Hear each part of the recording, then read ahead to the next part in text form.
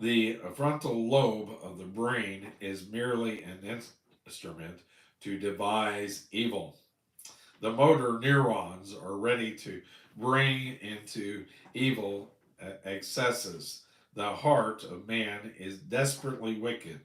He wants to do the things that are evil, and the body responds.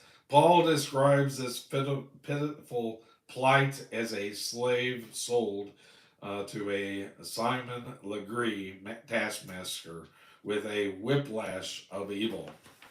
And that concludes that section. Now we go to the next section, which is verses 15 through 17. We use verse 15 and celebrate recovery, and this is entitled "The Struggle of a Saved Soul." So now we're moving to the second part of this chapter, verse 15. For that which I do, I allow not. For what I would, that do I not. But what I hate, that do I. Here we have the conflict of two natures, the old nature and the new nature. There are definitely two I's in this section. The first I is the old nature, and he asserts his rights. For what I would is what the new nature wants to do. That do I not. The old nature rebels and won't do it. But what I hate, the new nature hates it. That do I. The old nature goes right ahead and does it. Do you have the experience of this struggle in your Christian life? Do you do something, then hate yourself because you have done it? And you cry out, God, oh, how I failed you. I think every child of God has this experience. Paul is speaking of his own experience in this section.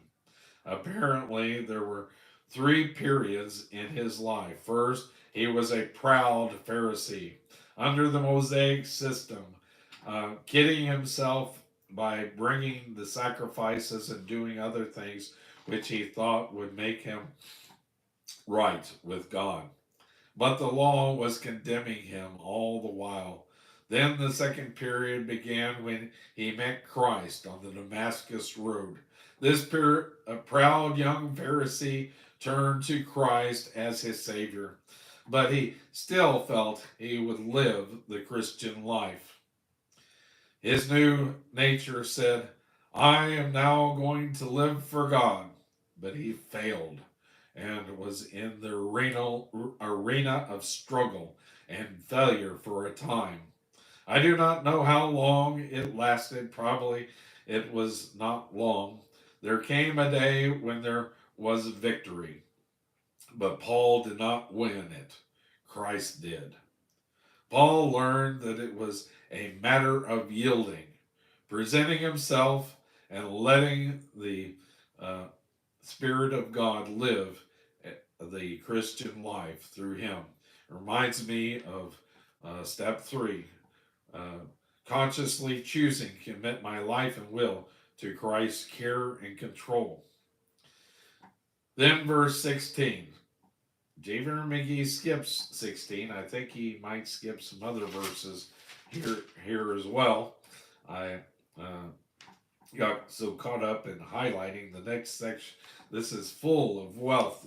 This next the next section that we get to, but he does skip verse 16. But I'm going to read it and the commentary. He skips the commentary. If then I do that which I would not, I consent unto the law that it is good. When the old nature breaks the commandments, in this instance it was coveting. Then the new nature agrees with the law that coveting is wrong. Paul is not fighting the law because he broke it. He was agreeing as a believer that the law is good. Verse 17. Now then, it is no more I that do it, but sin that dwelleth in me.